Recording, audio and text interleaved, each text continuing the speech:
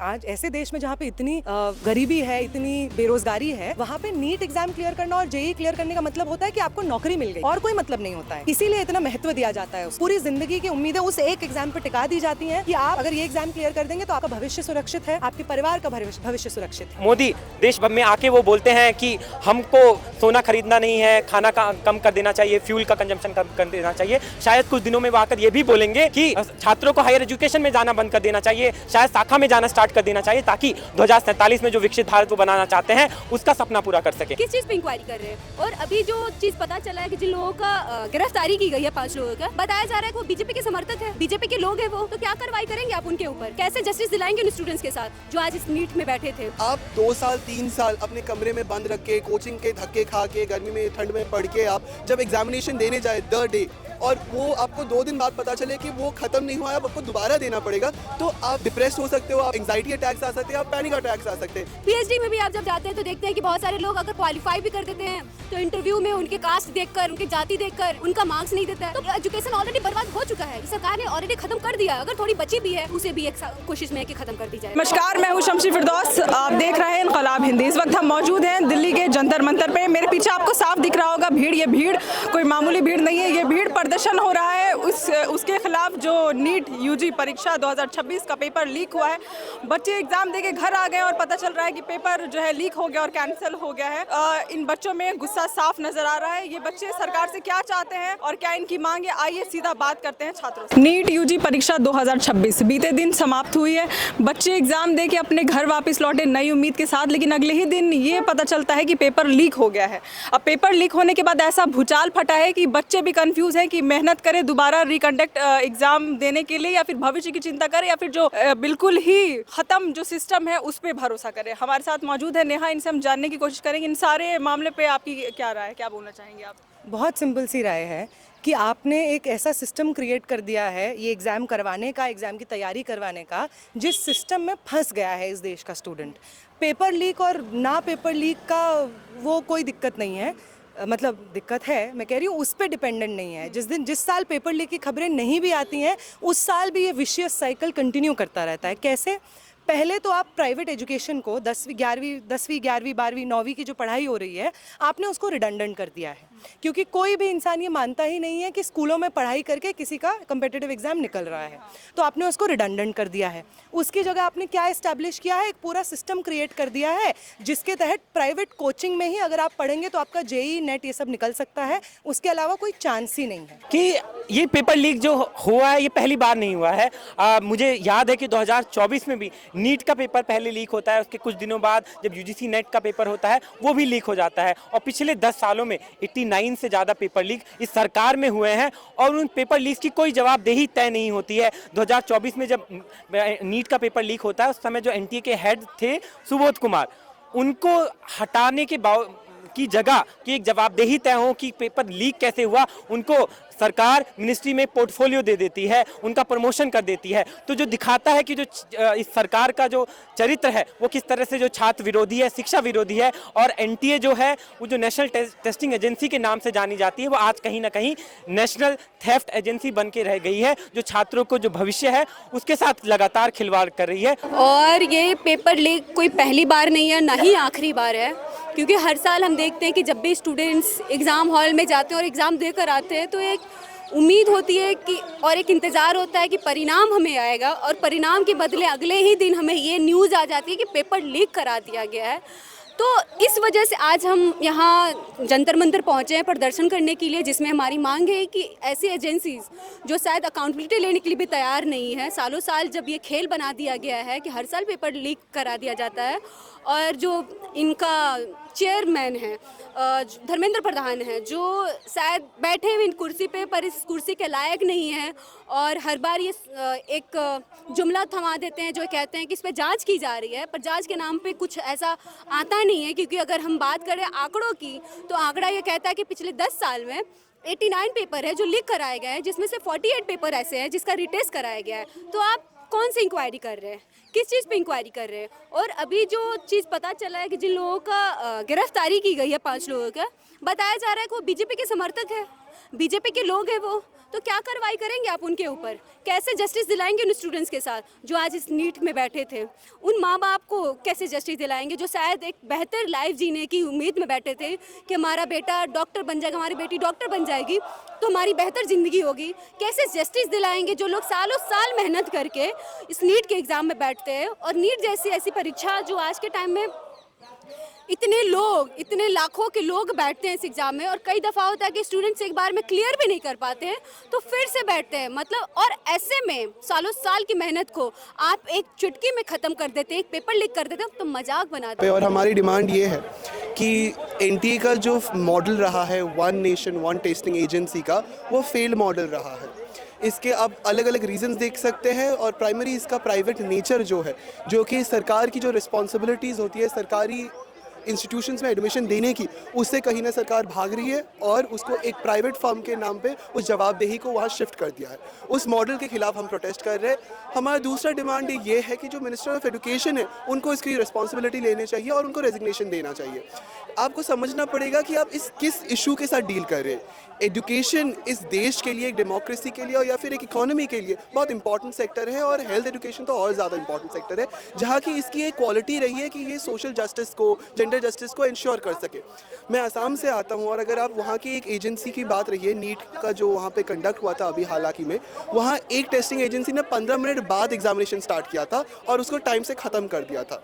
तो अगर आप एक 18-19 साल के स्टूडेंट है जिसने 2 या 3 साल इस एग्ज़ाम के लिए मेहनत करी है, और आपको 15 मिनट कम दिया जाता है एग्जामिनेशन देने के लिए, तो आपकी क्या एंग्शियस और साइकोलॉजिकल क्या स्टेट होगा, आप उस एग्जामिनेशन सेंटर में आप समझ सकते हैं। तो ये कुछ नहीं है, जो स्टूडेंट्स हैं उनके साइकोलॉजिकल स्टेट के साथ, उनके फैमिलीज़ के साथ खिलवाड़ करना है। अगर एनटीए जैसा संस्थान फेल हो रहा है तो आप पहली बात तो इस संस्थान को हटाइए, ठीक। आप अलग अलग जो भी एग्ज़ाम्स हैं उनको सेपरेट एग्ज़ाम्स करने का मौका दीजिए, ठीक। सारा चीज़ों का एग्ज़ाम एनटीए ही क्यों कराएगा? इतना सेंट्रलाइजेशन क्यों है कि आप सब कुछ को इकट्ठा वहीं पे करना चाहते हैं? नहीं करना है आपको, फिर भी क्यों कर रहे हैं? आप जिम्मेदारियाँ बांटिए ताकि ये फेयर प्रोसेस से जो है एग्ज़ाम्स कंक्लूड हो पाए, सबको बराबरी का मौका मिले, सब अपना भविष्य सिक्योर पार कर पाएँ फेयर प्रोसेस के थ्रू। ये जो बार बार पेपर लीक हो जाता है तो उसमें बच्चों के फ्यूचर और कॉन्फिडेंस पे क्या प्रभाव पड़ता है? देखिए, अब जो बच्चे 2-3 साल लगातार मेहनत करके एक एग्ज़ाम देने की उम्मीद करते हैं कि हम फेयर प्रोसेस के थ्रू एग्ज़ाम होगा और एग्ज़ाम अपनी मेहनत से हम निकाल के अपना आगे का पढ़ाई कंटिन्यू कर पाएंगे, ऑब्वियसली उनको जो है बहुत निराशा इन बातों से, पर ये सरकार को इन बातों से कोई फ़र्क नहीं पड़ता है ना। पहली बात तो जिस तरीके से सेंट्रलाइजेशन हुआ है इन एडमिशन प्रोसीजर का, स्पेसिफिकली जेई और नीट जैसे एग्जामिनेशंस का, उस सिस्टम का जो प्रेशर है उसके तहत स्टूडेंट सुसाइड्स लगातार बढ़ रहे हैं, और वो स्टूडेंट सुसाइड्स कॉन्सेंट्रेटेड हैं उन हब्स में जहाँ पे ये तैयारियां करवाई जाती हैं। कोटा में आए दिन लगातार सुनने में आता है। हाँ, कोटा में ये खबरें मीम चल रहा है कि बताइए स्प्रिंग लगा दिया है फैन पे।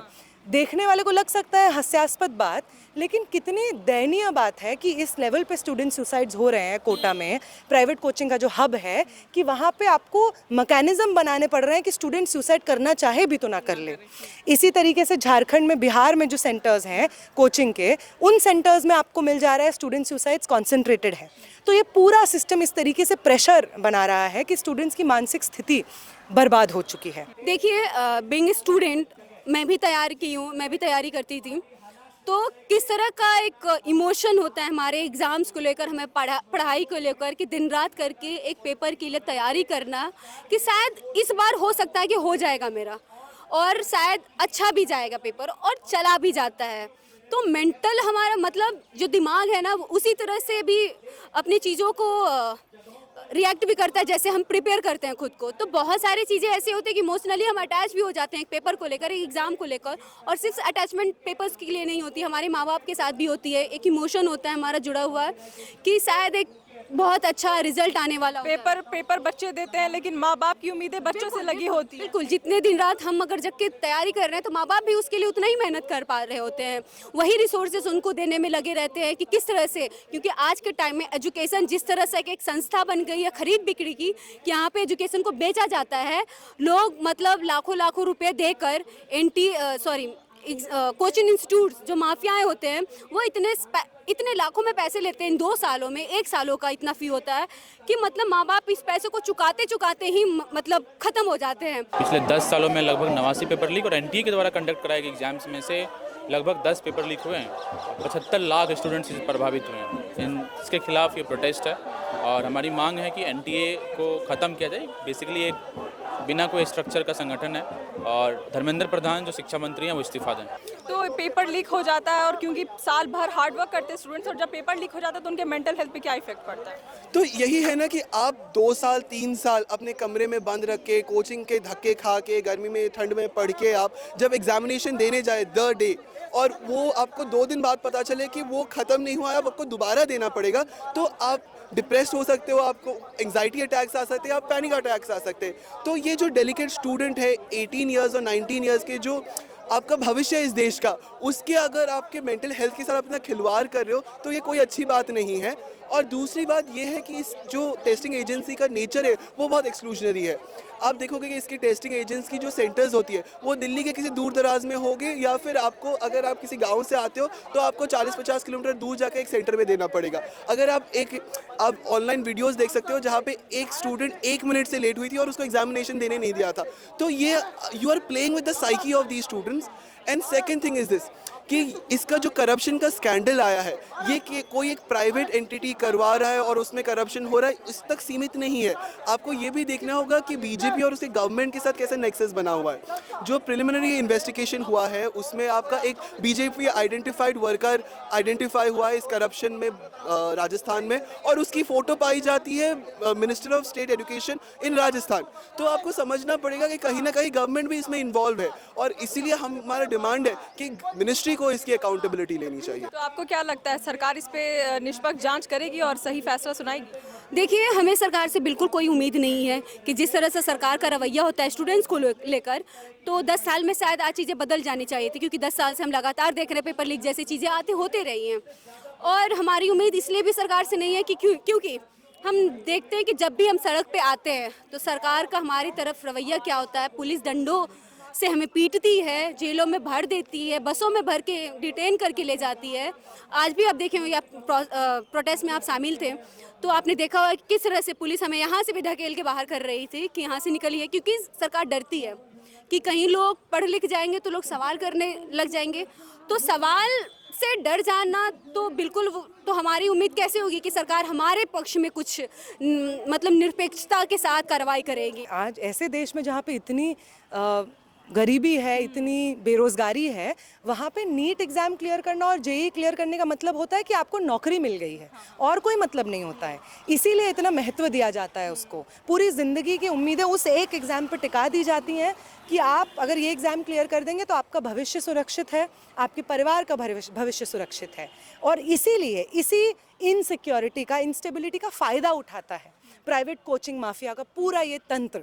इसीलिए ऐसा होता है कि एनटीए, जो कि एक ऐसा बॉडी है जो कि सरकारी बॉडी नहीं है, अकाउंटेबल बॉडी नहीं है, स्टैट्यूटरी कॉन्स्टिट्यूशनल कोई भी ऐसा बॉडी नहीं है जो किसी भी रूप से जनता को जवाबदेह है। एनटीए को ये जिम्मेदारी दी जाती है कि इन एग्जामिनेशंस को सबको एक तो सेंट्रलाइज कर दिया जाता है। CUET UG, CUET PG, UGC NET से पीएचडी का एडमिशन, ये एग्जामिनेशन नीट जेईई सब सेंट्रलाइज होगा, सब एक ही संस्था कराएगी, और वो संस्था बेयर मिनिमम परमानेंट स्टाफ पे एग्ज़ाम कराती है, और उसका मैक्सिमम जो स्टाफ रहता है जो एग्जामिनेशंस करवाता है वो एडहॉक बेसिस पे उसके साथ जुड़ता है, एग्ज़ाम कराता है, फिर वो डिसमेंटल हो जाता है। जो बच्चे हैं वो साल भर मेहनत करते हैं नीट एग्ज़ाम क्रैक करने के लिए, और जब पता चलता है कि पेपर लीक हो गया है तो उसके बाद यकीनन उनके मानसिक प्रभाव पड़ता होगा। इस पर आप क्या कहेंगे? कि तमाम जो छात्र हैं उनके सालों की मेहनत होती है, 2 से 3 साल, और उसमें उनके घर वाले भी सम्मिलित होते हैं, उन सब की मेहनत होती है, और किसी के पास शायद पैसा भी नहीं होता, तब भी वो कहीं ना कहीं घर वाले जुगाड़ करके वो एग्ज़ाम एक सपने के तौर पे उस एग्ज़ाम को देखते हैं और वो दिलवाते हैं। लेकिन जब ये उनको पता चलता है, ये पेपर लीक हो जाता है जिसमें छात्रों का कोई दोष नहीं है, लेकिन जो मानसिक उत्पीड़न है वो छात्रों को झेलना पड़ता है।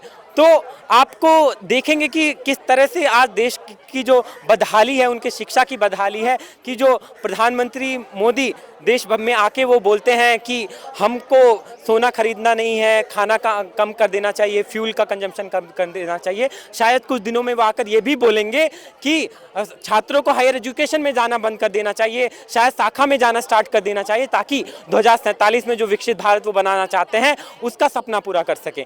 उनके लिए शायद ये कहना आसान होगा, क्योंकि वो नहीं समझते कि छात्रों के मानसिक जो उत्पीड़न से जो छात्र झेल रहे हैं आज के समय में, और जो एनटीए जैसी संस्थाएं जो करप्शन पे करप्शन कर रही हैं, उनकी जवाबदेही ना तय करके जो सरकार अपनी जो उनकी जिम्मेदारी है उससे किस तरह से पल्ला झाड़ रही है। तो ऐसे ही चलते रहेगा तो एजुकेशन सिस्टम में बदलाव कैसे आएगा? बिल्कुल, मतलब ऐसे अगर चलता रहेगा तो एजुकेशन में बदलाव की जगह जिस तरह से एजुकेशन पॉलिसी को ख़त्म कर दिया गया है, एनईपी जैसी चीज़ों को लाकर, पॉलिसीज़ को लाकर, हम देख भी रहे हैं कि मजाक तो स्टार्ट हो गया है।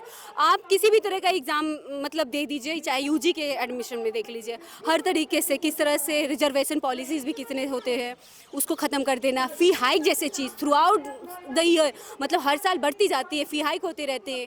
या फिर पीजी में आप जाते हैं, वहाँ भी देखते हैं कि बहुत सारे कॉम्पिटिशन ऐसे बढ़े हुए हैं कि लोग को हर कोई वहाँ पर पहुँच नहीं पाता है। पीएचडी में भी आप जब जाते हैं तो देखते हैं कि बहुत सारे लोग अगर क्वालिफाई भी कर देते हैं तो इंटरव्यू में उनके कास्ट देखकर, उनकी जाति देखकर उनका मार्क्स नहीं देता है। तो एजुकेशन ऑलरेडी बर्बाद हो चुका है, इस सरकार ने ऑलरेडी ख़त्म कर दिया है। अगर थोड़ी बची भी है तो उसे भी एक कोशिश में है कि ख़त्म कर दी जाए। तो एक ऐसा संस्थान जिसके बेसिस, जिसके जड़ में इतना इंस्टेबिलिटी, इनएक्सपीरियंस है, ऑफ कोर्स वहाँ पे करप्शन हो रहा है, ऑफ कोर्स वहाँ पे पेपर लीक हो रहा है। और इन सब पेपर लीक, इस सब इंस्टेबिलिटी, स्टूडेंट्स का इनसिक्योरिटी और बेबसी का फ़ायदा उठा रहा है। कौन उठा रहा है? ये तमाम लोग जो पेपर लीक के सरगना हैं। और कौन हैं ये लोग?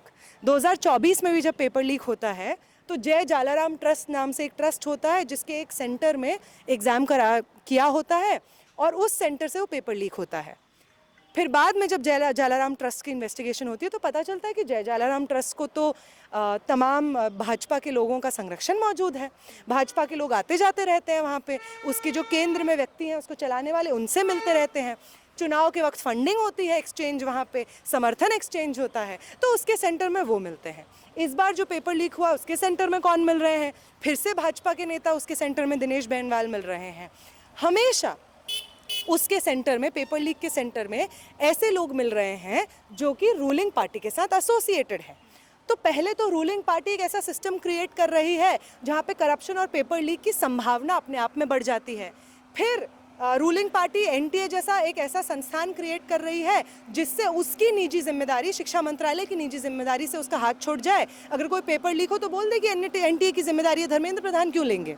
तो अपनी जिम्मेदारी हटा दीजिए। और तीसरा, एनटीए जैसे बॉडी को ले आइए जो कि एक इनट्रांसपेरेंट बॉडी है, ताकि जिसको बचाना हो उसको बचाया जा सके।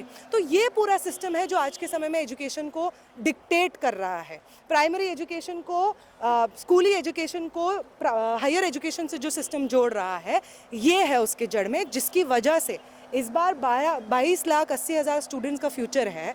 हर साल इसी तरीके से 22 लाख स्टूडेंट्स का फ्यूचर करते रहे। आप जोड़ लीजिए, न जाने कितने करोड़ों स्टूडेंट्स का भविष्य इस धर्मेंद्र प्रधान ने खराब किया है और इस एनटीए ने खराब किया है। बस एक स्टेटमेंट दे देते हैं कि इसकी जांच की जाएगी और पल्ला झाड़ लेते हैं अपना, और होता कुछ भी नहीं। बिल्कुल, और जांच भी क्या करते हैं? पिछले साल भी तो आपने 2024 में जांच की थी, और उस जांच में जो सेंट्रली इंसान पाया गया था, संजीव मुखिया, उस इंसान पे आप टाइमली चार्जशीट नहीं फाइल कर पाते हैं, जिसकी वजह से प्राइमरी बस बेसिक पूछताछ के बाद वो छूट जाता है। आज अगर वो जेल में है तो वो इस केस में थोड़ी जेल में है, वो किसी और केस में जेल में है। तो इंक्वायरी भी प्रॉपर्ली आप नहीं करवा पाते हैं, और इंक्वायरी करवा के जो ये बात बार बार सामने आती है कि एनटी के अंदर से पेपर लीक हुआ है, उसके ऊपर कोई सुनवाई नहीं होती, उसके लिए कोई अकाउंटेबल नहीं पाया जाता है। एनटीए जब हर साल आपको प्रूफ दे रहा है कि वो कितना निकम्मा, कितना गैर जिम्मेदार, कितना इनकेपेबल ऑर्गेनाइजेशन है ये इसी तरीके के एग्जाम्स करवाने के लिए, तो आप एनटीए की इस गवाही को मंजूर करते हुए एनटीए को ध्वस्त क्यों नहीं कर रहे हैं? धर्मेंद्र प्रधान की नाकाबिलियत को मंजूर करते हुए, उसकी गवाही को मंजूर करते हुए उनको बर्खास्त करिए। आप क्या चाहती है सरकार क्या एक्शन ले इन पूरे मामले पर? यही एक्शन होना होगा। एनटीए को जड़ से खत्म होना होगा। एग्जामिनेशंस का जो ये सेंट्रलाइजेशन चल रहा है उसको डिसेंट्रलाइज रूप से अलग अलग ऑर्गेनाइजेशंस जो करवाते रहे हैं डिसेंट्रलाइज रूप से, उनको देना होगा। और धर्मेंद्र प्रधान जो करोड़ों स्टूडेंट्स के भविष्य को बर्बाद करने के लिए पिछले कुछ सालों में लगातार कंसिस्टेंटली जिम्मेदार रहे हैं, उनको इस्तीफ़ा देना होगा। तो जंतर मंतर में उपस्थित सभी प्रदर्शनकारी छात्रों का दर्द साफ दिखाई दे रहा है। ये सभी छात्र जो है दोबारा परीक्षा निष्पक्ष तौर पर करवाना चाहते हैं और अपने फ्यूचर की सुरक्षा चाहते हैं। फिलहाल अभी के लिए इतना ही। अब देखना ये होगा कि जो है सरकार इस पर क्या कुछ कार्रवाई और कदम उठाती है। बने रहें इनकलाब हिंदी के साथ। मैं शमशी फिरदौस, कैमरामैन साहिब आलम के साथ।